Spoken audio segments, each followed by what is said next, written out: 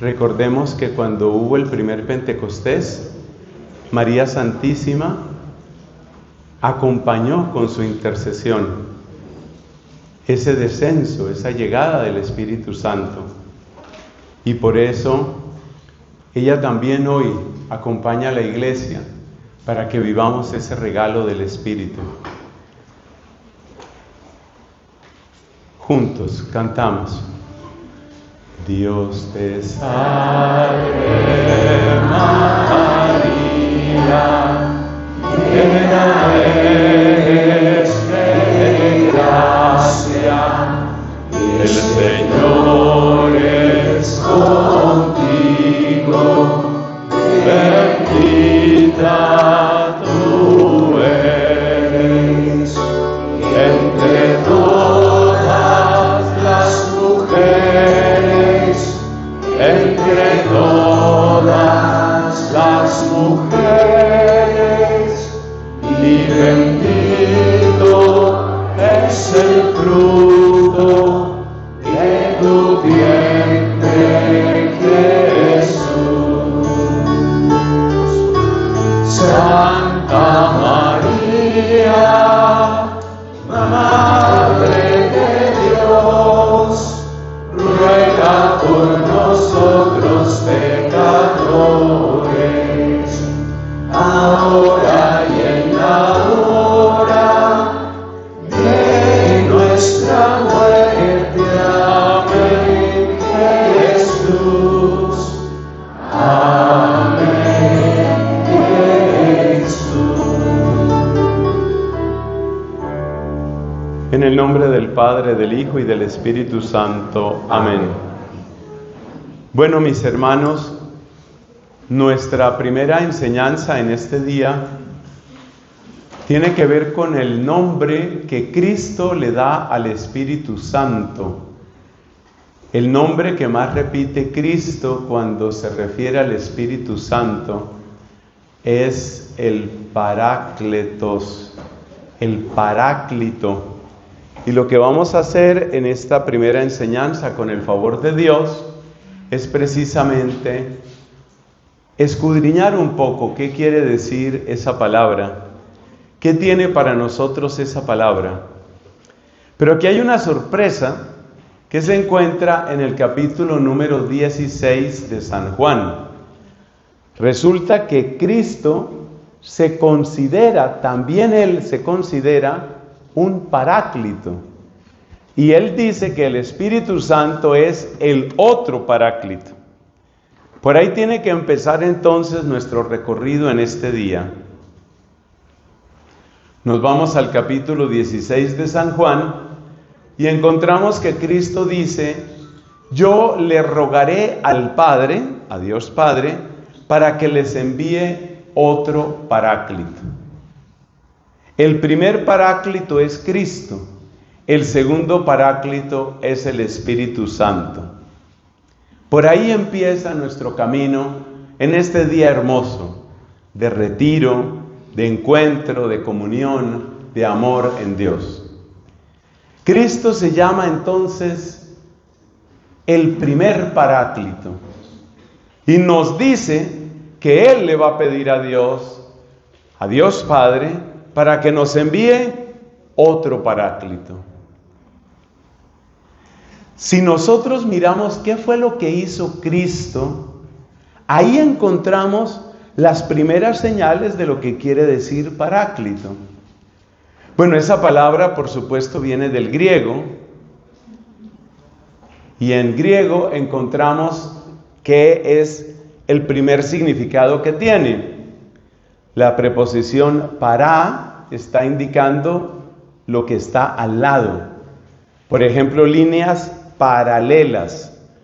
O por ejemplo, la parapsicología, que se supone que es un conocimiento parecido al de la psicología. O a veces uno oye que dicen los paramédicos. No son personas que son propiamente médicos, pero están al lado. Eso es lo que significa para, palabra griega. Y ese kletos viene de un verbo, el verbo kaleo en griego, que significa llamar. O sea que literalmente el Paráclito es el que tú llamas para que esté a tu lado. El que llamas para que esté junto a ti. Ese es el Paráclito. Cristo nuestro Señor es el primer Paráclito. Y es muy hermoso acercarnos al Evangelio y descubrir en el Evangelio cuántas personas llamaron a Cristo. Hay súplicas a Cristo, entre las cuales yo quiero destacar la primera de esas súplicas, que es cuando un ciego le dice a Cristo: Jesús, hijo de David, ten compasión de mí. Ahí estaba llamándolo, lo llamaba porque lo necesitaba. Es el grito de la necesidad, es el grito de la enfermedad, es el grito del dolor. Un grito que también tenemos que hacer nuestro. También nosotros tenemos que apropiarnos de ese grito.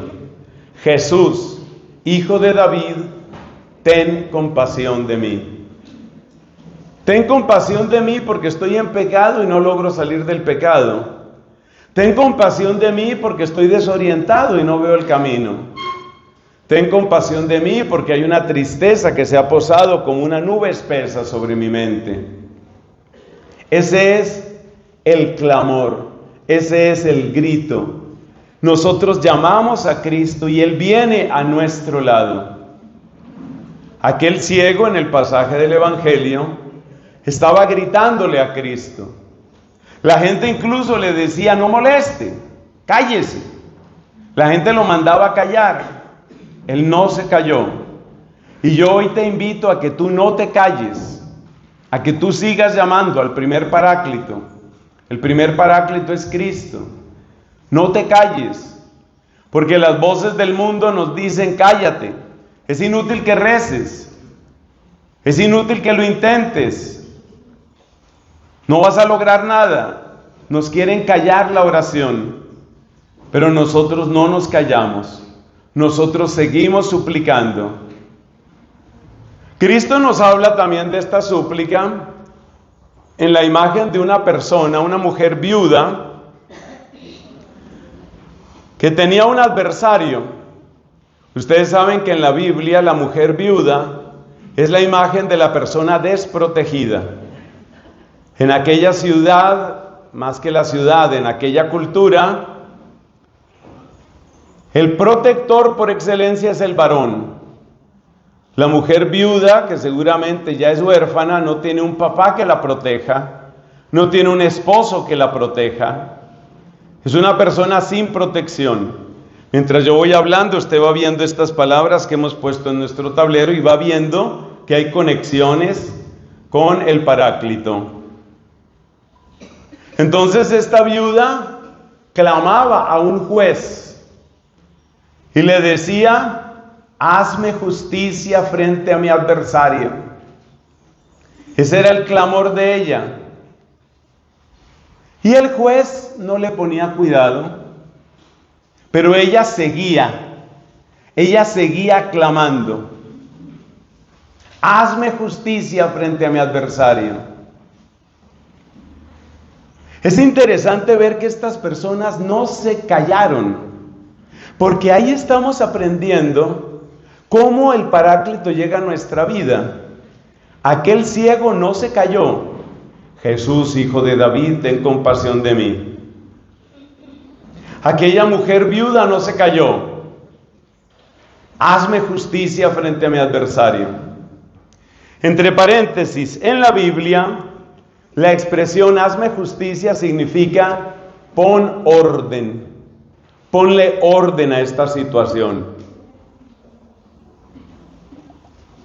Hacer justicia significa que llegue el orden de Dios a nuestra vida.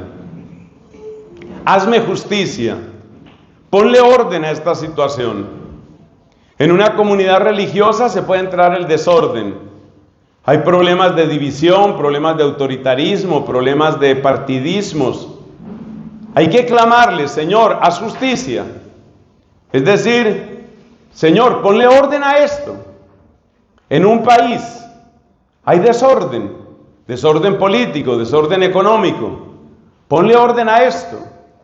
En un noviazgo hay desorden, porque hay autoritarismo, porque hay violencia, porque hay manipulación, porque hay fornicación. Señor, pon tu orden aquí. Ese era el grito de aquella viuda. Hazme justicia frente al adversario. Y ella, segundo ejemplo, no se cayó. No se cayó. El clamor es importante. El clamor es la voz insistente. Aquel juez parecía indiferente. Ella estaba tentada de callarse. No se cayó. El mundo le decía a aquel ciego: cállate, ya no te puso cuidado, ya no lo lograste. Él no se cayó. No se cayó. En el primer capítulo del Evangelio de Marcos encontramos otro llamado. Jesús tiene una sesión impresionante de milagros en Cafarnaún. Termina esa jornada que tuvo que haber sido pesadísima. Todos se van a descansar. Jesús, sin embargo, se despierta muy temprano y se va a orar. Observa la palabra que le dice el apóstol San Pedro: todo el mundo te busca. Todo el mundo te busca. Eso también es clamor. La gente busca a Cristo. Te necesito, Cristo. Pero hay otro ejemplo, que es el último que voy a mencionar, sobre esto de llamar a Dios, de llamar a Cristo, de llamar al Espíritu. Y yo quiero insistir en la insistencia. Hay que ser perseverantes suplicando. Hay que pedir con perseverancia, lo cual significa no nos podemos acostumbrar. Usted tiene en su familia una persona que es atea. Desde que usted se acuerda, ese tío no piensa nada en Dios, no quiere nada de Dios. Usted tiene un primo que es ateo. Usted tiene una amiga que es evangélica. Usted tiene un pariente, usted tiene un vecino que está viviendo sin estar casado con otra mujer. La tentación es normalizar. ¿Qué es normalizar? En el fondo, la palabra es rendirse. Mi vecino está viviendo ahí con una señora que se consiguió, bueno, ese es él. Ya dejaste de rogar, ya dejaste de clamar. Tengo un hijo que está viviendo con la novia. Ya dejaste de clamar. Un tío mío se volvió evangélico. Bueno, cosa de él. El cristiano nunca se rinde. Nunca se rinde. Nos moriremos, todos, nos moriremos suplicando hasta el último aliento. Por el primo agnóstico, por la tía evangélica, por el vecino testigo de Jehová, por el que vive con la novia o con el novio sin casarse. Obsérvese la importancia de insistir. En los 3 ejemplos que les he dado está clara la insistencia.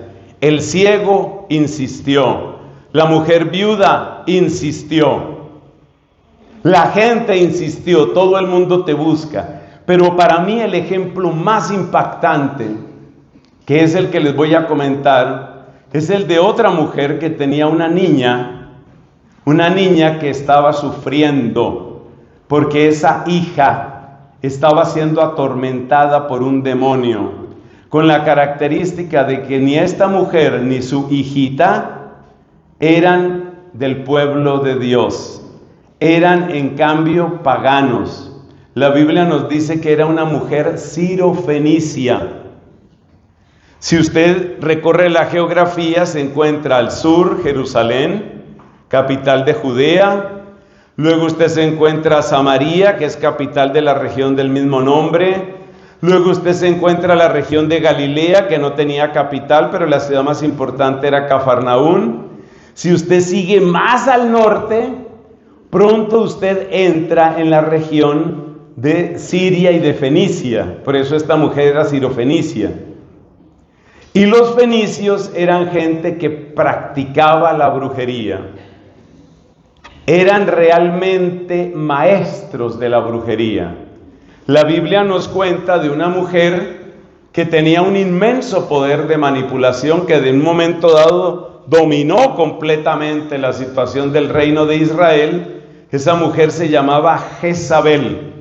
Ella era bruja, no es un chiste, no es un insulto, ella era bruja y ella era sirofenicia. De ese lugar de brujería y de paganismo viene esta mujer.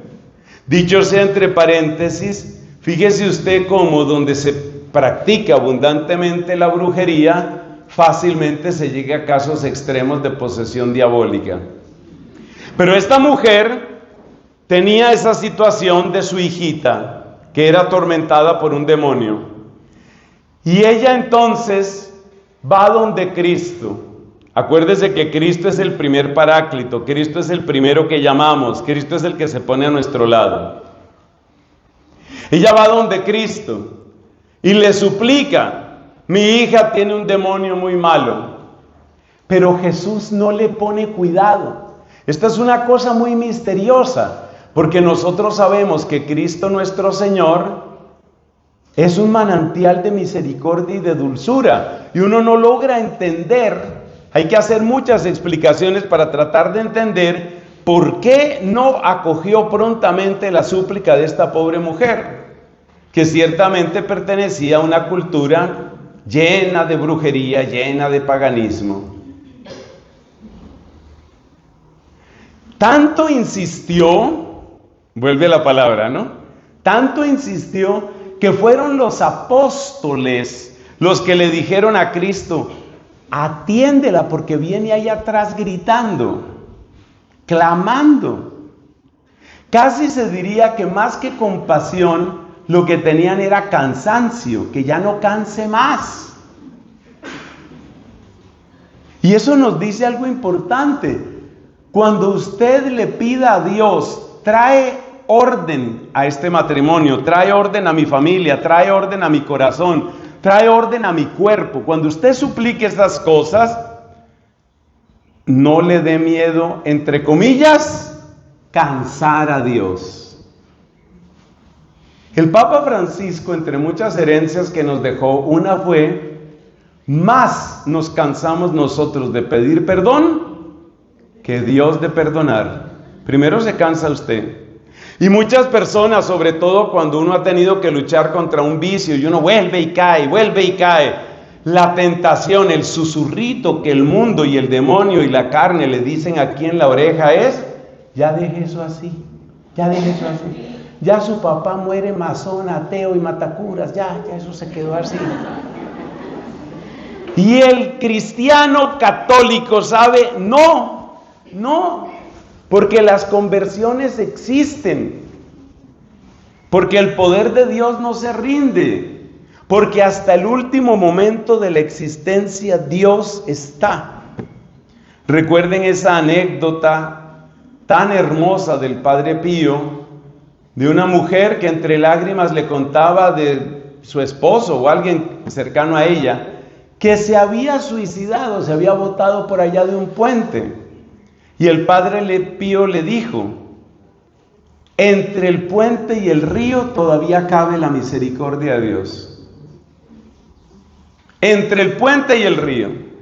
Entonces es muy importante entender que para vivir Pentecostés y para acercarse al Paráclito, la consigna es: no me rindo, no me rindo. Que mi hija está viviendo mal, que tengo un sobrino con una orientación sexual bien extraña, por no decir más palabras, no sea que me censuren este video en YouTube. Que tengo un sobrino con usted no se rinda. Pero fíjese que la súplica es: Señor, trae orden a esta vida. Nosotros no tenemos que manipular a nadie. Nosotros no tenemos que ofender a la gente. Nosotros no tenemos que maltratar a la gente. nosotros los ponemos una y otra vez, pero ¿con qué? Insistencia, persistencia, perseverancia, terquedad. No tenga miedo de cansar a Dios. No tenga miedo de cansar a Dios, pero no pretenda manipular a Dios. Acuérdese que la súplica suya tiene que ser: trae tu orden a esta vida. Y entonces Jesús se detuvo, volvamos a la historia de la Sirofenicia, y Jesús le dice esta palabra que parece cruel. Le dice: no está bien echar el pan de los hijos a los perritos. Claro, esa palabra es menos humillante en la época de Cristo que en nuestra época. En nuestra época, decirle a una persona, hombre o mujer, que es un perrito, o perro, o perra, por del color que lo pongas y del tono que lo digas, es terrible. Pero en esa época era menos, bastante menos, pero de todas maneras es una palabra muy dura. Y esta mujer, por amor a su hija, pasa por esa puerta estrecha y bajita que le puso Jesús, pasa por esa puerta, pasa por esa humillación y le dice: también los perritos comen de las migajas que caen de la mesa de los señores. Ese acto absolutamente sublime de humillación tuvo un poder de exorcismo. Resulta que el demonio, pues es el príncipe de la soberbia, el primer pecado del demonio, y el primero que él quiere inducir en nosotros es la soberbia. El demonio no puede con la humildad. La humildad es la gran virtud que María reconoce en su corazón en el Magnificat. Proclama mi alma la grandeza del Señor, se alegra mi espíritu en Dios mi Salvador, porque ha mirado la humillación de su esclava. La humillación, la humildad acogida en Dios tiene virtualidad de exorcismo. Por lo menos eso fue lo que sucedió en ese caso. Eso es impresionante, impresionante. Jesús le dice: por esas palabras que acabas de decir, huyó el demonio. Por esas palabras. Esto nos enseña dos cosas. Nos enseña que para acercarse al Paráclito se necesita una palabra, vamos a quedarnos aquí con la palabra insistencia. Y se necesita otra palabra que se llama humildad. Si usted une la insistencia y la humildad, ambas están en grado altísimo en María. Si usted tiene la insistencia y la humildad, usted se acerca al primer Paráclito, usted se acerca al segundo Paráclito. Primer Paráclito se llama Jesucristo, segundo Paráclito se llama el Santo Espíritu de Dios. Insistencia y humildad. Es impresionante lo que puede la humildad. La humildad nos vuelve tan pequeños que las redes del demonio no logran atraparnos. Eso lo aprendemos de uno de los grandes exorcistas y conocedor de las ardides del demonio. Estoy hablando de San Antonio Abad. No lo confunda con San Antonio de Padua. Yo quisiera que San Antonio Abad fuera mucho más conocido. San Antonio Abad fue un monje del desierto y él tuvo muchísimas batallas, podríamos decir, frente a frente con el demonio. Él conoció mucho de las estrategias del demonio. En alguna ocasión, según cuentan las biografías de San Antonio Abad, él iba bajando de su montaña, él vivía en una montaña, bueno, tiene muchas montañas ese desierto de Tebas allá por Egipto. Él iba bajando hacia la ciudad, bajando, y de repente tuvo una visión con los ojos abiertos. Esto lo he contado otras veces. Él vio una cantidad de demonios que iban también hacia la ciudad. Y cada demonio llevaba una redes de distintos aspectos, de distintas formas. Y San Antonio se puso a llorar y dijo: pero así ¿quién se va a escapar? Porque él veía hordas de demonios que iban hacia la ciudad a atacar a la gente, a los niños, a los jóvenes, a los matrimonios, a los ancianos. Y entonces él dijo: pero así ¿quién se va a salvar? Y una voz le dijo: el que sea pequeño, ese se libra de todas las redes. La humildad. Necesitamos la auténtica humildad de corazón, porque con la humildad y con la insistencia nosotros atraemos al primer Paráclito. Bueno, entonces hemos aprendido estas lecciones de 4 ejemplos. Repito los 4 ejemplos. Teníamos el caso del ciego de nacimiento. No era de nacimiento. De hecho, la palabra que se utiliza ahí, que es anablepo, quiere decir ver de nuevo. Era una persona que había perdido la vista. Jesús, hijo de David, ten compasión de mí. Son súplicas que uno tiene que hacer las propias. Luego, aquella señora viuda, lo que rogaba era: hazme justicia frente a mi adversario, que para no confundirnos lo estamos traduciendo por pon orden. Pon orden. Si usted tiene una amistad que se está dañando, si hay un negocio que no está funcionando, usted tiene su novio, tiene su novia, las cosas se están como torciendo en cualquier sentido, porque hay violencia, porque hay manipulación, porque hay indiferencia. Pon orden en este noviazgo, Señor. Pon orden en esta casa. Pon orden en mi familia. Yo cuando veo esta asistencia, bendito Dios que tenemos una buena concurrencia en este retiro, yo cuando veo esta asistencia, yo digo, por favor, hermanos y amigos queridos, sean ustedes bendición en sus lugares. Que se rompan las cadenas. Que usted viene de una familia donde hay ateísmo, una familia donde hay agnosticismo, una familia donde hay protestantismo metido hasta el fondo, una familia donde hay mucho desorden de plata, una familia donde hay codicia, una familia donde hay lujuria por todas partes.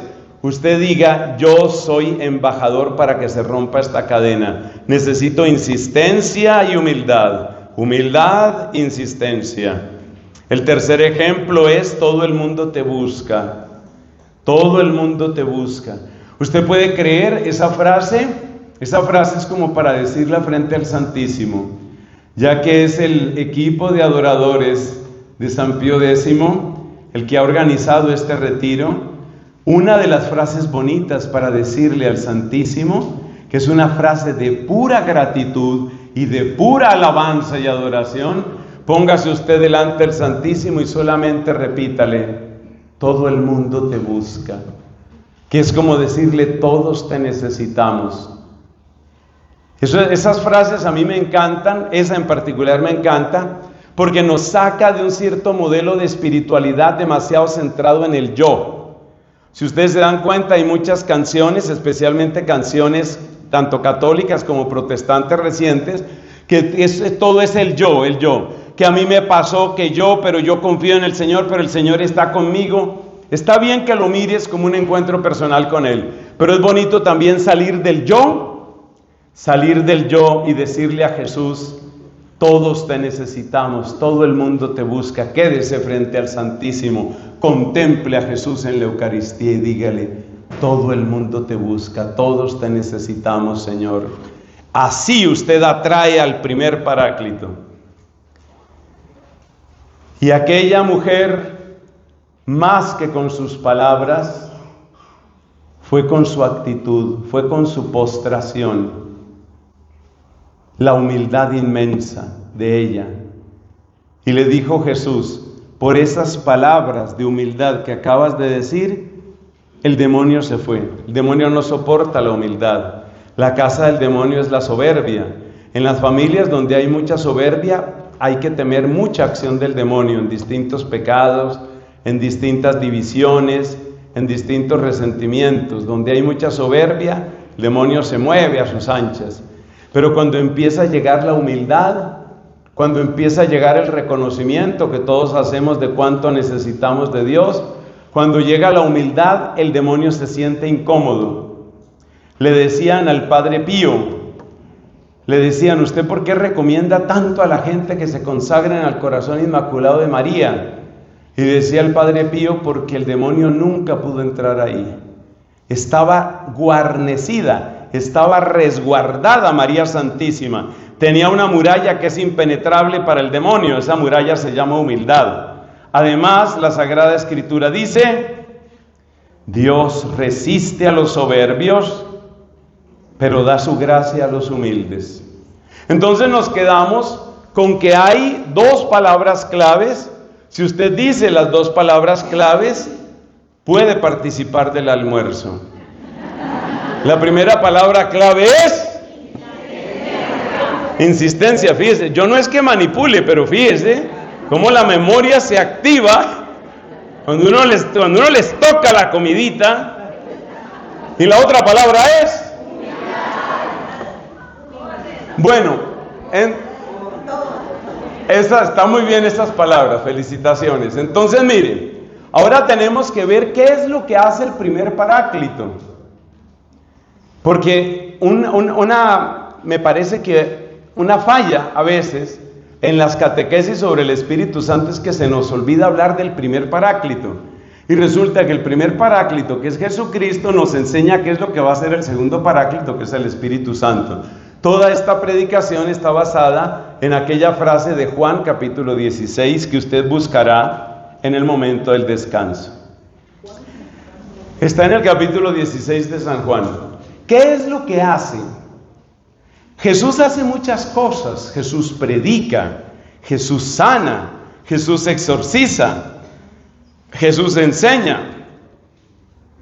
Pero hay una palabra que utiliza el Evangelio de Juan y que es una palabra que condensa todo lo que hace este primer Paráclito.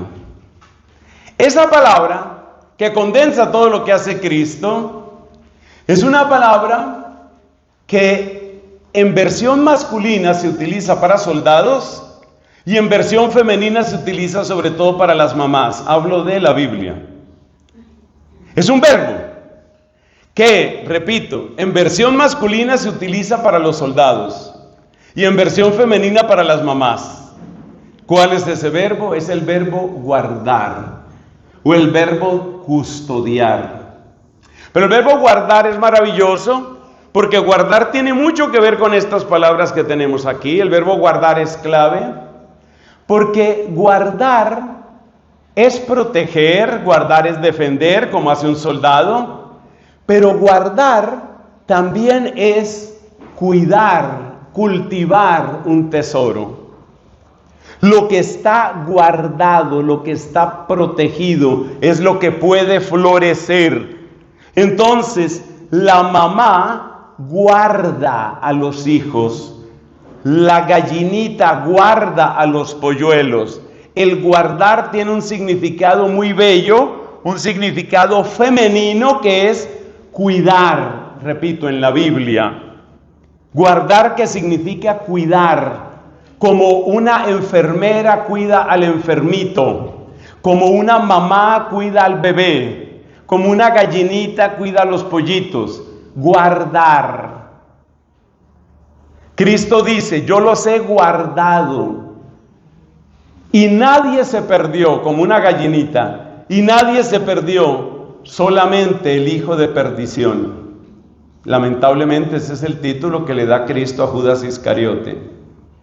Entonces, el verbo del Paráclito, según lo que estamos aprendiendo, es el verbo guardar. ¿Guardar qué es? Guardar significa ponerle un límite al mal en tu vida y cultivar el bien en tu vida. Ponerle un límite al mal es la parte masculina, lo que hace un soldado, lo que hace un guardaespaldas, lo que hace un celador. Un celador, un guardián, ¿qué es lo que hace? Está atento, protege la propiedad, que no entre lo malo. Ese es un sentido de guardar. Pero el otro sentido, que es muy bello, muy materno, muy femenino, es cuidar, cultivar. Y fíjate que los dos sentidos están relacionados. Tú piensa, por ejemplo, en un jardín. Aquí a nuestro lado tenemos un hermoso jardín. Tú piensa en un jardín. ¿Qué es guardar el jardín? En primer lugar, que no entre lo que le pueda hacer daño al jardín. Y en segundo lugar, que el jardín esté bello, floreciente, que dé fruto. Eso es lo que hace el primer Paráclito. Eso fue lo que hizo Cristo. Cristo le puso un límite. Cristo le puso una barrera al mal, lo expulsó. Dice San Pedro en el capítulo 10 de Hechos de los Apóstoles que Cristo sanó, curó a los lastimados por el mal. Cristo le pone un límite a ese mal, pero Cristo no se limita a ponerle ese límite al mal, sino que te ayuda a cultivar el bien que hay en ti, un bien que tal vez tú mismo no conoces. Eso es lo que significa guardar. Guardar significa cumplir lo que dice el Salmo 103. Él aleja de nosotros nuestros delitos. Eso es lo primero. Él te aleja del mal, te saca de las garras del mal. Esa obsesión que tú tienes en tu pensamiento, en tu corazón con el mal, esa repetición del pecado, todo eso Cristo lo frena. ¿Pero para qué? Para que el bien que Dios ya puso en ti pueda crecer. Para que ese bien crezca, para que tú florezcas, para que salga lo mejor de ti. Porque nosotros no sabemos, la mayor parte de nosotros ni siquiera nos imaginamos el bien que Dios ha puesto en nosotros y que tiene que florecer. En este campo, hermanos, de los sentidos del verbo guardar, nos ayuda muchísimo ver a los santos. Un santo que admiro cada año más es San Francisco Javier, de la primera generación de los jesuitas, patrono de las misiones. Este hombre que recorre desde Europa, le da la vuelta por abajo a todo el continente africano, sube hacia Madagascar, pasa por lo que hoy es Yemen, Arabia, llega a la India, sigue hacia lo que es hoy Myanmar, Tailandia, sube, llega hasta Japón y China. Ese recorrido en el siglo XVI, llevando el nombre de Cristo. Pero lo más llamativo es que San Francisco Javier hizo todo eso y murió de menos años de los que yo tengo ahora. O sea, yo soy un viejito, debo admitirlo. O sea, a mi edad, ya Francisco Javier no estaba, porque él ya se había muerto y ya había realizado todo eso. Bueno, pero cuando Francisco Javier tiene sus primeros encuentros con San Ignacio de Loyola, Francisco Javier no podía imaginarse lo que Dios iba a hacer con él. O sea, para que crezca el bien que hay en ti, para que florezca el bien que tú tienes que ser cultivado por el jardinero, tienes que ser cultivado por Dios. Él te tiene que guardar en los dos sentidos que hemos dicho. Guardar, que es ponerle una barrera a las perturbaciones del mal, y guardar, que significa ayudarte a que crezca el bien que hay en ti. Porque uno no lo conoce. Y usted piensa en cada santo. Aquí en Colombia tenemos nuestra querida Santa Laura Montoya. Impresionante Santa Laura. ¿Qué se iba a imaginar esta jovencita cuando empezaba a descubrir las dulzuras de la devoción y del amor a Dios allá en su nativo Jericó, departamento de Antioquia? ¿Qué se iba a imaginar ella? ¿A dónde la iba a llevar Dios? Ese bien ella no lo conocía. Pedro no sabía que él podía ser pescador de hombres. Pablo no sabía que él podía ser apóstol de los gentiles. Madre Teresa en su niñez no sabía a dónde la iba a llamar Dios y cómo iba a marcar tan profundamente la historia de la iglesia contemporánea, siglo XX, siglo XXI.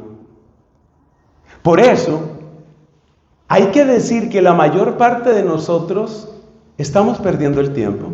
Esa es la realidad. Estamos perdiendo el tiempo. La mayor parte de nosotros, precisamente porque ni siquiera sabemos.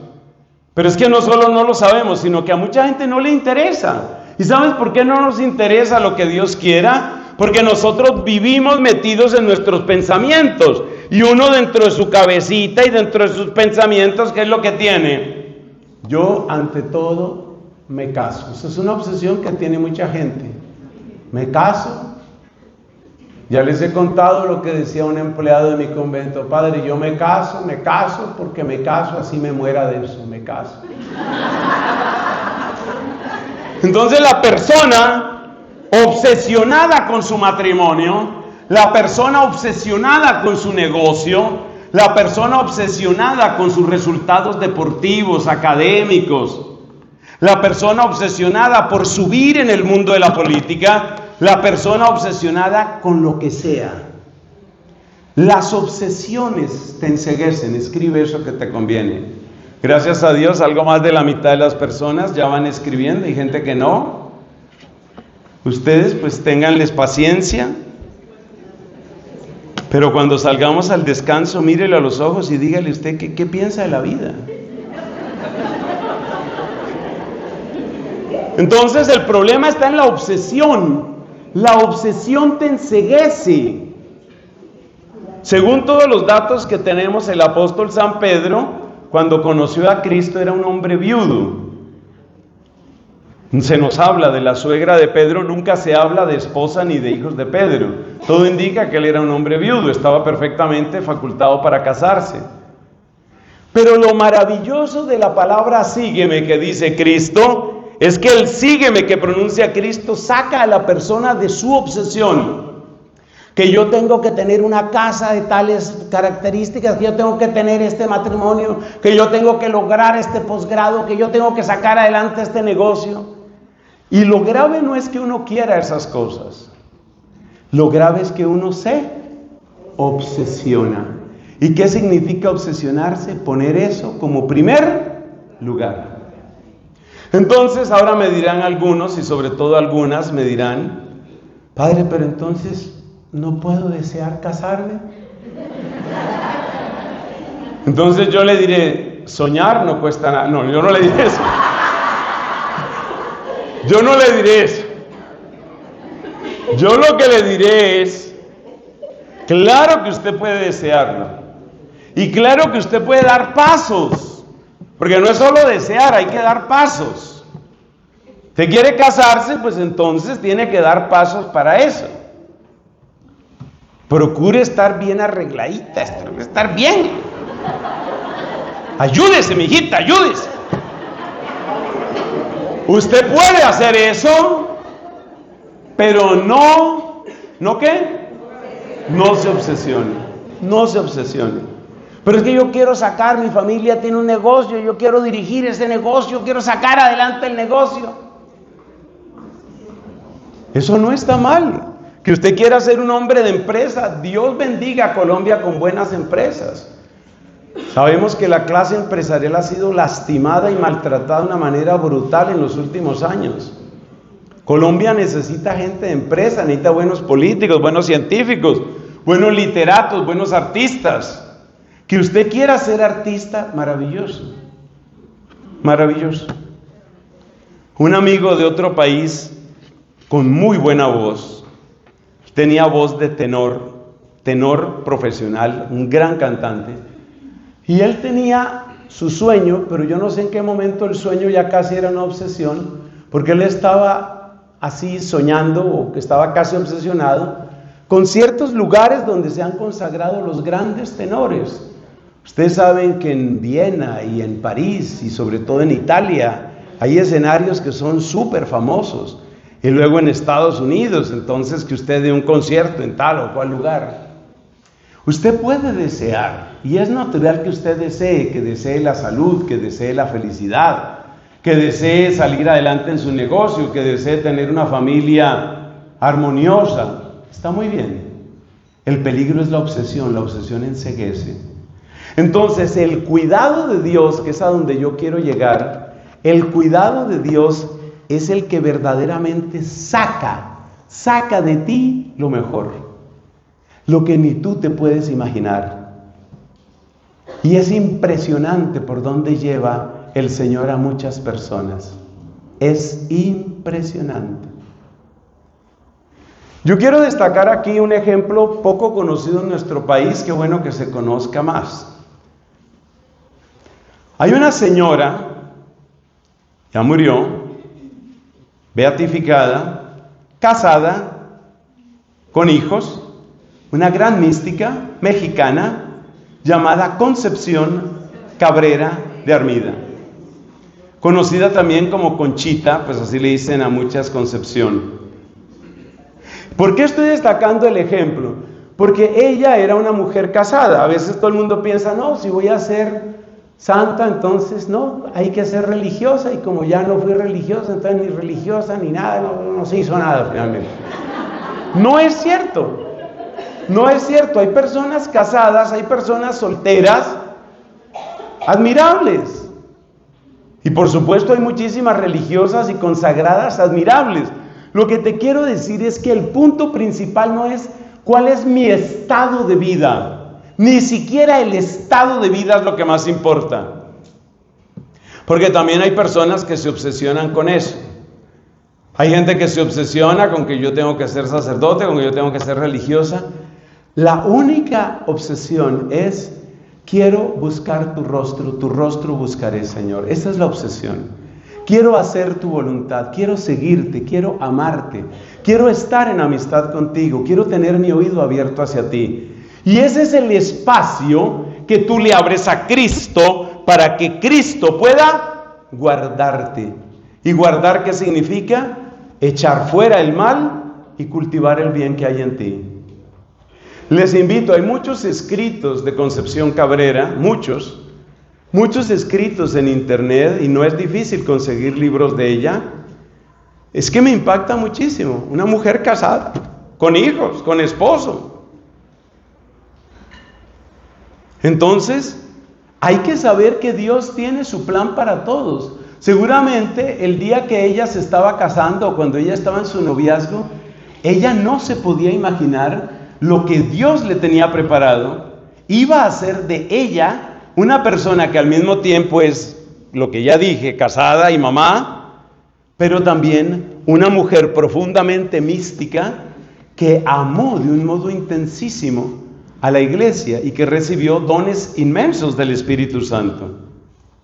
Entonces, cerremos la segunda parte de esta enseñanza. La primera parte era el clamor, que ya dijimos que tiene que ser con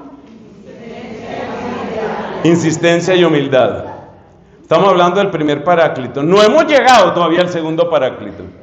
Segunda parte, ¿qué es lo que hace Cristo? Hace muchas cosas que el Evangelio de Juan las sintetiza en el verbo guardar. Guardar tiene dos dimensiones que usualmente se mencionan como dimensión más masculina, más femenina. La dimensión más masculina es la del guerrero, que pone límite al mal y lo expulsa.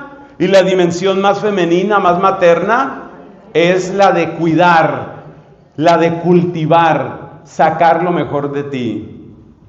Yo no soy el primero que habla de estas dimensiones masculina y femenina. Usted recuerde que cuando empezó el camino de los franciscanos, que no se llamaban franciscanos en ese momento, sino frailes menores, cuando empezaron los frailes menores, Francisco, con gran sabiduría, dijo: lo primero que ustedes tienen que aprender, señores, era la parte masculina, lo primero que ustedes tienen que aprender es a ser mamás. Eso les dijo a los hombres que estaban ahí. Ustedes tienen que aprender a ser mamás, porque el que no sepa cuidar la vida de Dios en su hermano, no sabe lo que es ser fraile menor. Palabras de San Francisco. Entonces uno tiene que seguir el ejemplo de Cristo, cuidando, pero al mismo tiempo defendiendo, apartando el mal. Ese es un buen papá, esa es una buena mamá. Buen papá, buena mamá, ¿qué es lo que hace? Aparta el mal y cultiva el bien. Eso es lo que hacemos. Ese es el verbo guardar. Y eso fue lo que hizo Cristo. Pero Cristo también nos contó cómo se realiza ese guardar. Y aquí hay un punto en el que creo que tenemos que mejorar mucho, todos, sacerdotes, religiosas, todos tenemos que mejorar mucho, laicos por supuesto. Guárdalos en tu palabra, dice Cristo en el capítulo 17, tu palabra es la verdad. Si mi palabra permanece en ustedes, dice también en el capítulo 15. El verbo permanecer es muy importante en el Evangelio de Juan. Es decir, Dios nos guarda, Cristo nos guarda, el primer paráclito. Seguimos con nuestro tema del primer paráclito. El primer paráclito nos guarda con su palabra. Con su palabra. El bebecito que está creciendo en el vientre de la mamá tiene una conexión que nosotros llamamos cordón umbilical. Hay una conexión. Nosotros tenemos que tener esa conexión. Hay que mantenerse conectado. Entonces, Cristo quiere guardarme. ¿Qué es guardarme? Ya dijimos lo que es guardarme. Cristo quiere guardarme, quiere decir que Cristo quiere apartar el mal de mi vida. Y Cristo quiere guardarme significa que Cristo quiere sacar lo mejor de mí, lo que yo no me podía imaginar. Yo he vivido eso también, en chiquito, o bueno, no sé si grande, yo lo he vivido también. Hay lugares donde me ha llevado el Señor. A mí me impacta, pues particularmente cuando estuve predicando en el norte de Canadá o cuando llegué a Corea. Yo miraba ese aeropuerto de Corea y decía, pues, ¿a dónde me ha llevado el Señor? Yo no me lo podía imaginar. Entonces, Cristo quiere guardarnos en los dos sentidos que he dicho. Cristo quiere cultivar lo que hay en ti, porque el proyecto de Dios para tu vida se llama santidad. Aquí lo más importante no es el estado de vida. Aquí lo más importante no es que te obsesiones con que yo tengo que casarme o no casarme, con que yo tengo que tener este trabajo o este otro. Eso no importa. Mejor dicho, no es lo más importante. Deseos puedes tener, pero por favor no te obsesiones con tus deseos. Entonces, Cristo nos quiere guardar, pero para que Cristo nos pueda guardar, viene otro verbo que ya lo estamos mencionando, que es el verbo permanecer. ¿Y cómo se permanece en la verdad? Dice Cristo, tu palabra es la verdad. Tu palabra es la verdad. Las palabras que habiten en ti te mantendrán conectado a la amargura, conectado a la impureza, conectado a la alegría, conectado a la paz. O sea, tú puedes determinar a qué te quieres conectar. Y Cristo dice que nosotros nos conectemos a su palabra. Las palabras que tú te repites son los escultores de tu corazón y de tu vida. Si tú te repites una palabra como por ejemplo, quiero ser el empresario más exitoso de Santander, o tú dices, yo quiero ser la reina de belleza, entonces uno mira y dice, ánimo. Tú dices, bueno, cada uno tiene sus deseos. La palabra que tú tienes es la palabra que te esculpe. La palabra que tú repites es la palabra que te marca. ¿Eso qué quiere decir? Que hay que hacer limpieza de palabras. Pero la limpieza de palabras no se hace con mantras. Esas frasecitas que te da un gurú, que te da por ahí, un brujo que hay por ahí en Piedecuesta, en Florida. Hay gente que hace mercado con eso. Con eso hacen su mercado. Entonces, la palabra que te limpia no es la palabra de un gurú. La palabra que te limpia es la palabra del maestro. Por eso él les dice a sus apóstoles, ustedes ya están limpios por las palabras que les he dicho. Entonces, la manera de permanecer conectado, la manera de que se haga realidad el verbo permanecer en mi vida, es a través de la palabra. Esto lo aprendieron los antiguos monjes, y por eso los monjes practicaban lo que se llama la santificación de la memoria. Aquí viene la autopropaganda. En mi canal de YouTube, que está a servicio de todos ustedes, mi canal se llama Fray Nelson en una sola palabra, como si fuera un nombre. Si usted pone, por ejemplo en YouTube, usted pone santificación de la memoria, eso entre comillas, y luego la palabra Fray Nelson, usted llega a ese video. Santificación de la memoria. ¿Qué es la santificación de la memoria? es la reprogramación de tu cerebro, pero no por los mantras que te dice un especialista, con todo el respeto a los especialistas, no por la repetición de un mantra que te dice un gurú, sino acudiendo al maestro de maestros, acudiendo al rey de reyes, acudiendo al que es la palabra y sabiduría de Dios, a Cristo nuestro Señor. Cuando tú tomas la palabra de Cristo y la palabra de Cristo empieza a habitar en tu memoria, habitar.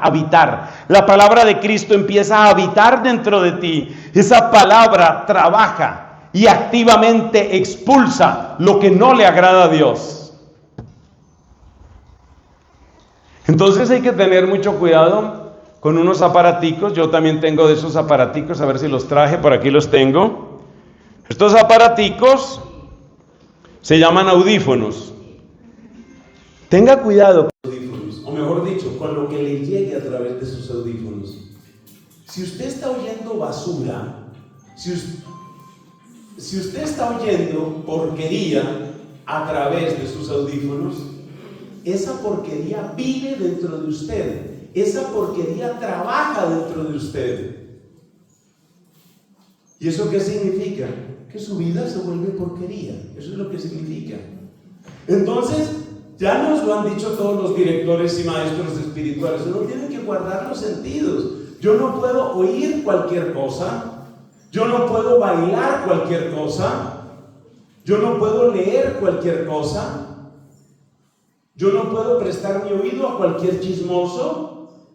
El Papa Francisco nos advirtió muchísimas veces, cuidado con la murmuración, cuidado con la murmuración. Entonces, tú a través de tu oído, a través de tus ojos, a través de lo que lees, a través de lo que oyes, a través de lo que bailas, tú vas permitiendo que palabras habiten dentro de ti. Y esas palabras que habitan dentro de ti tienen poder. Y esas palabras que tienen poder y habitan dentro de ti son las que determinan muchas cosas. Pero Cristo quiere que usemos ese mecanismo, que es parte de nuestra antropología, que es parte de nuestro ser humano. Cristo quiere que utilicemos esa realidad nuestra. Cristo quiere que la utilicemos ¿para qué? Para permanecer conectados a Él. Permanecer.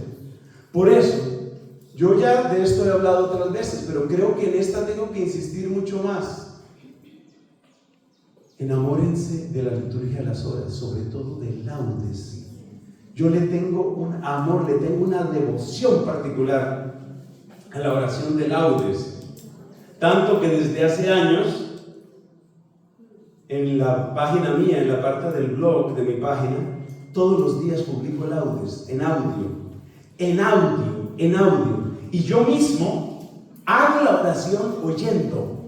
Oigan la oración.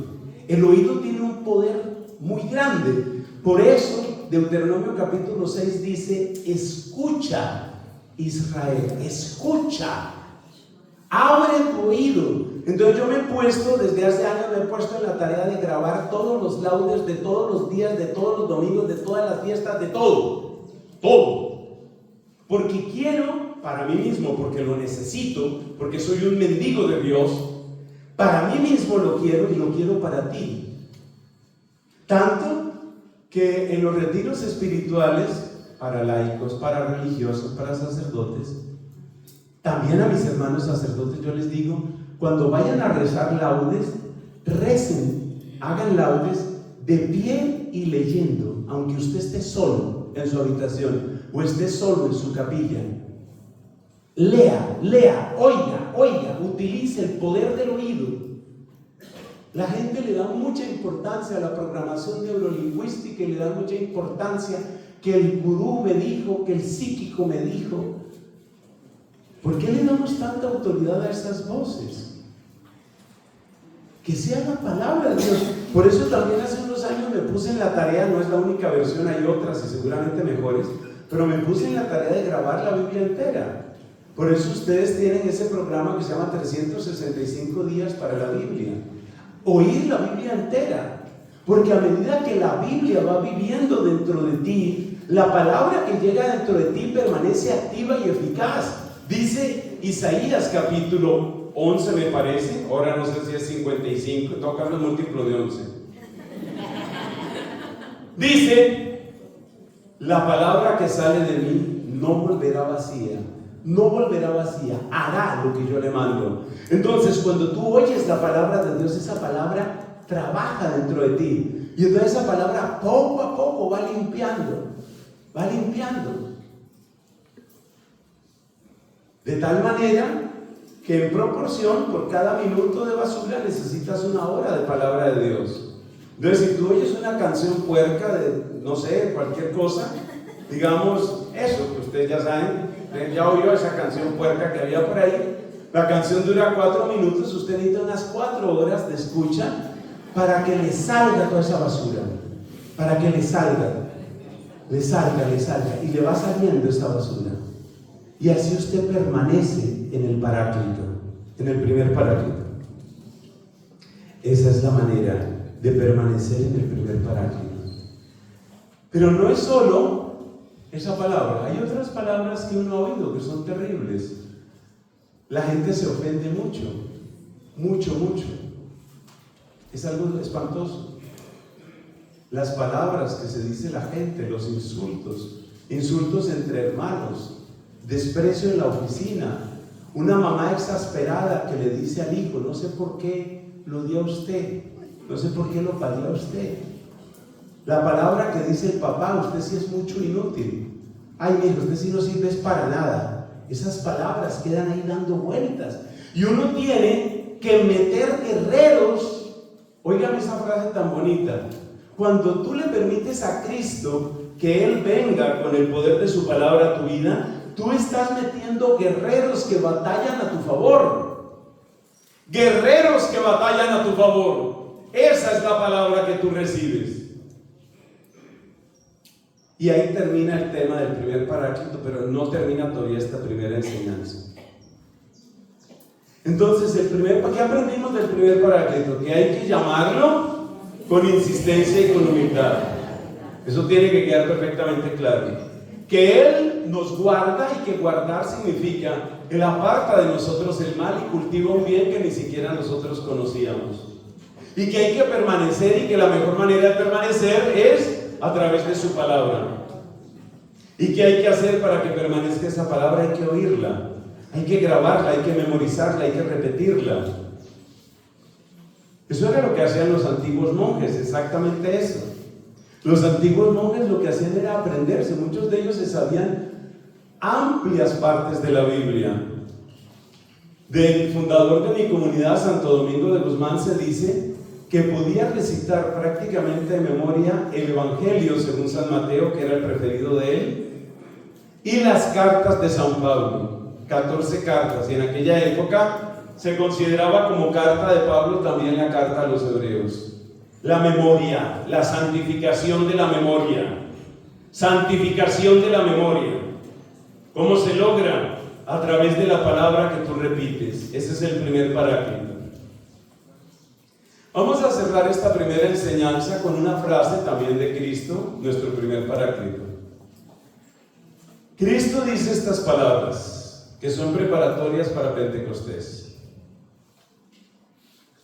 Les conviene que yo me vaya, porque si no me voy, no vendrá a ustedes el Paráclito. Ahí no dice el otro Paráclito, pero ya lo dijo una vez. Si no me voy, no vendrá a ustedes el Paráclito. Vamos a terminar esta primera enseñanza tratando de explicar esas palabras. ¿Qué quería decir Cristo con eso de les conviene que yo me vaya? Si no me voy, no vendrá a ustedes el Paráclito. Sabiendo todo lo que Cristo hace por nosotros, porque Él es el que nos guarda, el que nos custodia, ¿por qué Cristo dice esas palabras? ¿Y cuál es la relación entre la partida de Cristo y la llegada del Espíritu? Porque claramente hay una relación. Cristo dice que Él se va y que el Espíritu, el segundo Paráclito, viene. ¿Cuál es la relación? Que venga el Espíritu Santo, que habite en nuestros corazones que me ayude a expresarme correctamente y a todos nos ayude a entender bien. ¿Qué es lo que iba a traer la partida de Cristo y por qué es tan importante esa partida? Lo más seguro que tenemos es la misma palabra de Dios. Y la palabra de Dios nos cuenta que la partida de Cristo es un juicio sobre el mundo y es una derrota del demonio. Creo que en esas dos expresiones, luego le vamos a añadir otra u otras dos, en esas dos expresiones empezamos a entender lo que significa por qué Cristo tenía que irse. Juicio sobre el mundo y expulsión del demonio. Lo más importante de la partida de Cristo es la manera como Él partió. Porque Cristo partió de esta tierra subiendo al patíbulo de la cruz. O sea que la partida de Cristo, la que va a traer la efusión del Espíritu, la partida de Cristo está ligada a su sacrificio. Y ese sacrificio de Cristo es juicio sobre el mundo. Y esa partida de Cristo es expulsión del demonio. Y ahí están las dos primeras razones por las que empezamos a entender la frase que nos ocupa en este final de la predicación. Él dice, les conviene que yo me vaya. ¿Por qué nos conviene?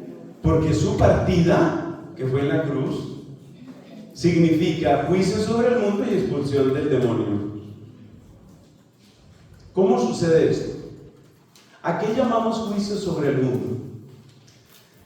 La manera más pedagógica que yo he encontrado, por lo menos, es con la palabra diccionario. El mundo tiene un diccionario. El juicio sobre el mundo es el momento en el que Cristo rompe el diccionario del mundo. ¿A qué llamamos el diccionario del mundo? Llamamos diccionario del mundo a lo que el mundo entiende por las palabras más importantes que hay en tu corazón. ¿Cuáles son esas palabras? Palabras como éxito, amistad, felicidad, amor y muchas otras, libertad. Hay todo un diccionario. El mundo tiene su propio diccionario. Y el mundo nos está todo el tiempo metiendo en la cabeza, mira, ser exitoso es esto, ser feliz es esto, ser libre es esto. Y así sucesivamente. A lo largo de distintas predicaciones hemos denunciado buena parte de ese diccionario del mundo. Por ejemplo, mi ejemplo favorito es la palabra libertad. ¿Qué significa la palabra libertad en el diccionario del mundo? Significa hacer lo que se me dé la gana. Eso es lo que significa libertad. Yo soy libre, quiere decir no se meta conmigo, yo veré qué hago, yo hago lo que se me dé la gana. Esa es la libertad según el mundo. En el diccionario del mundo esa es la palabra que está. Pero por supuesto, esa palabra así entendida es una trampa. Porque cuando tú consideras que libertad es hacer lo que se te dé la gana, te estás poniendo en las manos de quien sepa manejar las ganas. Y resulta que hay mucha gente que sabe manejar las ganas. Hay gente que sabe cómo producir ganas dentro de ti. Hay toda una ciencia cada vez más extensa, cada vez más documentada, cada vez más profunda. Pero no solo es una ciencia, es una técnica, es un arte. Con esa palabra agrupamos todo lo que hoy se conoce como marketing. ¿Qué es el marketing? Y dentro del marketing está la publicidad y están muchas otras cosas, no es solo publicidad.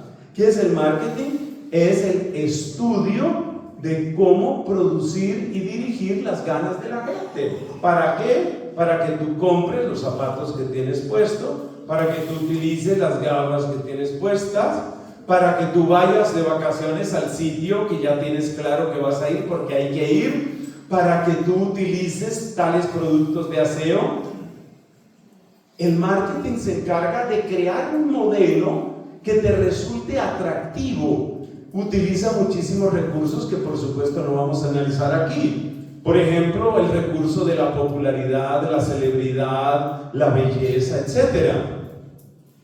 Muchas personas cuando ven un rostro realmente hermoso sienten: yo quiero ser como ella. Eso es parte de una parte muy pequeña, pero muy real, de algo muy grande que se llama marketing. Entonces, el mundo tiene su diccionario. El otro diccionario es la palabra éxito. ¿El éxito qué es? El éxito es que tú has logrado tus propias metas. El éxito es que tú te pudiste concentrar en lo tuyo y lo sacaste adelante. En sí mismo eso no es malo, como tampoco es malo ser bella, como no es malo tener amigos o amigas, pero el problema está en que te están modelando esas palabras. Y entonces, por ejemplo, si tú interpretas que tener éxito es tal o cual cosa, si este es el éxito para ti, entonces tú entregas tu vida a ese éxito. Yo ya conozco casos de personas que han abandonado su hogar porque tienen una idea de éxito. Yo estoy trabajando por mi éxito profesional, yo no voy a detener mi carrera por eso. He citado varias veces un caso muy doloroso de este país. Una familia, resulta que en este caso era la mujer, podría ser el hombre, pero la mujer ganaba muchísimo dinero, ganaba por lo menos 3 veces más que el esposo, y el esposo no ganaba mal. Le propusieron una maravillosa promoción a esta mujer, y entonces ella dice: yo me voy, y el esposo le dice: pero espérate, ¿qué hacemos con el trabajo? ¿Qué hacemos con la educación de los niños? Y ella dice: no, yo me voy porque me voy, y de hecho yo creo que tú no eres el hombre para estar en mi vida. Y se acabó. Ese es el diccionario en el que ella vive. Entonces, el juicio sobre el mundo, ¿qué significa? Juicio sobre el mundo significa que Cristo destruye ese diccionario. Cristo destruye en ese diccionario, por ejemplo, la palabra amistad. La mayor parte de la gente hoy entiende amistad como complicidad. El amigo es el que me aprueba, el amigo es el que me aplaude, el amigo es el que me entiende. Pero me entiende significa que no me corrige, significa que no me va a decir nada que me desagrade.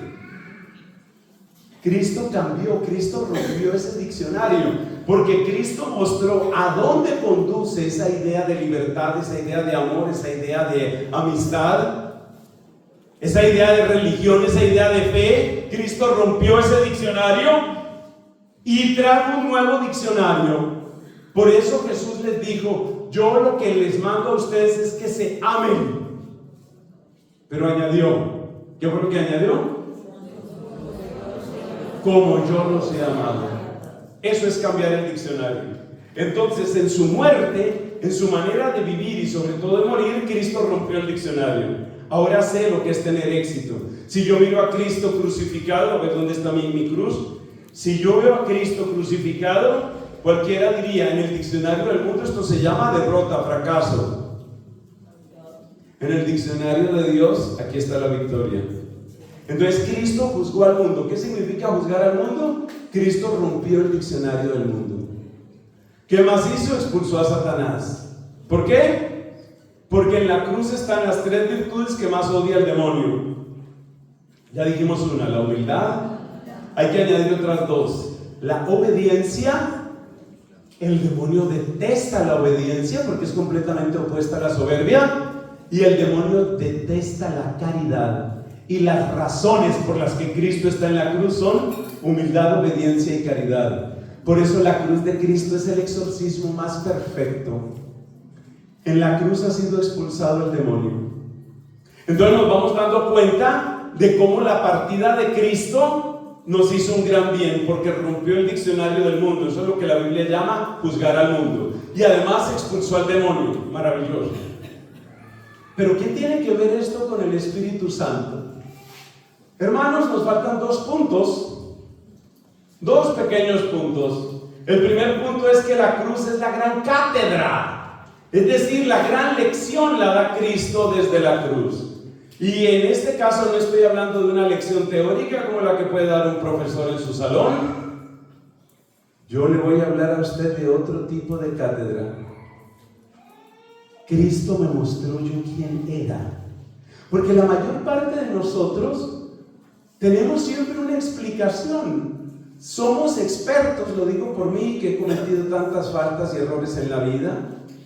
Somos expertos en justificarnos, somos expertos en encontrar explicaciones, somos expertos en echarle la culpa a otras personas. La culpa siempre la tiene otro, la tiene otro, la tiene otro.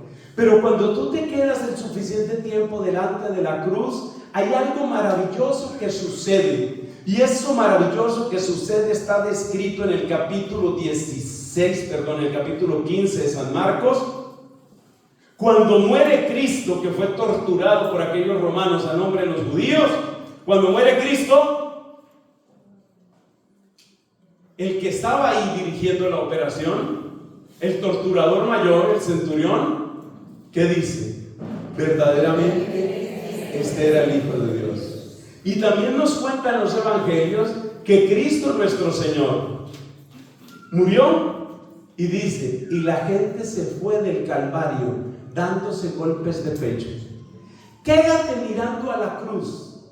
Para esto no sirven las imágenes, otras imágenes de Cristo no sirven, con el debido respeto. Y entre todas las que menos sirven son las imágenes del resucitado. Tengan por favor una sola imagen del resucitado, ojalá chiquita. La sacan una vez al año, dan una vueltecita, vuelven y la guardan. No se queden con imágenes del resucitado, porque las imágenes del resucitado son pura fantasía. De la cruz sabemos mucho más todos. Entonces, contemple a Cristo en la cruz, quédese a solas con la cruz de Cristo y usted llegará a la conclusión de Catalina de Siena. Estamos mal, Jesús, porque yo soy el ladrón y tú el ajusticiado. Es decir, la cruz te lleva al sublime conocimiento de ti mismo, de ti misma. Tú tienes gran capacidad para defenderte de lo que te digan otras personas, de lo que te diga el papá, de lo que te diga el sacerdote, de lo que te diga tu terapista, de lo que te diga tu mejor amiga, de lo que te diga tu hijo. Tú tienes siempre una manera de justificarte, pero cuando te encuentras con la inocencia en estado puro y el sufrimiento en su máxima expresión y la donación absoluta en obediencia, y todo eso es la cruz de Cristo, ese es un misil. Ese es un misil de amor, un misil impresionante que rompe el corazón. Y aquí viene el último punto. La cruz rompe el corazón. Eso está en Hechos de los Apóstoles capítulo 2. Cuando el apóstol San Pedro hace su discurso de Pentecostés, les dice a los que se habían congregado, que eran cerca de 3,000 personas, les dice Pedro, que ellos llevaron a Cristo a la muerte. Les dice, ustedes lo mataron por mano de paganos, pero fueron ustedes los que lo mataron. ¿Y qué nos dice la palabra de Dios? Hechos de los Apóstoles capítulo 2, ¿qué dice? Estas palabras les traspasaron el corazón. Ante el encuentro de la muerte de Cristo, ante el encuentro de la inocencia en estado puro, que eso es Jesús de Nazaret, ante el dolor en su máxima expresión y ante la obediencia plena por amor al Padre, el corazón humano queda desnudo, desarropado de toda defensa. Aquí no me puedo defender como me defiendo frente a mi hermano, frente a mi novia, frente a mi papá, frente a mi hijo. Cristo me deja sin defensa. Desnudo está Cristo y desnudos nos deja a nosotros. Entonces Cristo traspasa el corazón, Cristo revienta el corazón, Cristo abre una brecha en el corazón. Ustedes saben que Cristo crucificado le abrieron una brecha en el costado, ¿cierto? Con la lanza. Él tiene su propia lanza y Él rompe el corazón del que lo contempla. Y cuando el corazón de Él está roto y mi corazón está roto, entre su corazón sacratísimo y mi corazón empieza a circular algo maravilloso. Adivinen qué es lo maravilloso que empieza a circular. El Espíritu. El Espíritu. Gracias a Dios, respondió alguien. Fíjense que con tantos años de predicación nunca me ha sucedido que yo pregunte y no acierte, por lo menos una persona. Eso es verdad, eso es medio milagroso. Siempre hay alguien que acierta. Y no es una persona que viaje conmigo. Ustedes van a pensar, no, el Padre trae eso. Hermanos, entonces, ¿por qué Cristo dijo, les conviene que yo me vaya? ¿Por qué Cristo dijo? Por 4 motivos que algunas personas han escrito, los demás, Dios mío. Los 4 motivos. Primer motivo, juicio sobre el mundo.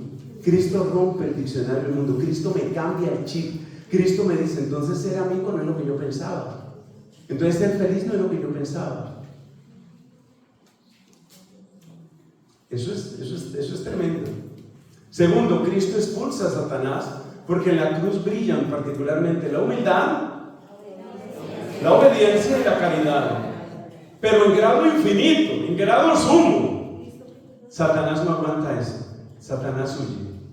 Por eso en los exorcismos actuales la Iglesia Católica utiliza siempre la cruz, siempre. Tercero, porque la cruz es la gran cátedra que me enseña quién soy. Yo puedo inventarme explicaciones y hay gente que es inteligente y tiene unas explicaciones rebuscadas. ¿Y usted por qué es así? Yo soy rebelde porque el mundo me hizo así. Tienen toda la explicación. Quédate a solas con la cruz de Cristo y verás cómo se derriten tus explicaciones como el hielo ante el sol. Y por último, una vez que queda abierta esa brecha en mi corazón y el corazón de Cristo, viene el fluir del Espíritu. Y el fluir del Espíritu hace maravillas que comentaremos, Dios mediante, en nuestra siguiente enseñanza. Por favor, pónganse de pie, vamos a hacer una pequeña oración.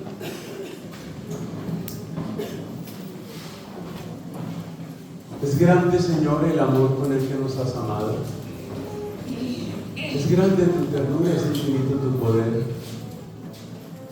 Gracias, Señor Jesús. Gracias, Jesucristo vivo. Gracias, primer paráclito del Padre.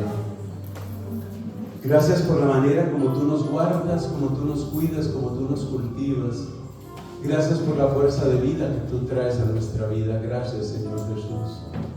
Te amamos, Señor Jesucristo, te bendecimos y te pedimos que sigas haciendo tu obra en este hermoso encuentro, en este hermoso retiro. Yo siento que tú estás diciendo en este momento: muchos en esta ciudad son pueblo mío. Gracias, Señor. Gracias por este retiro, gracias por este encuentro. Gracias por la manera como tú dejas caer tu palabra a modo de semilla en nuestras vidas, para que dé fruto de vida eterna. Te amamos, Jesucristo, te amamos y somos tuyos. Alabado sea, Señor Jesús. Gloria al Padre, al Hijo y al Espíritu Santo.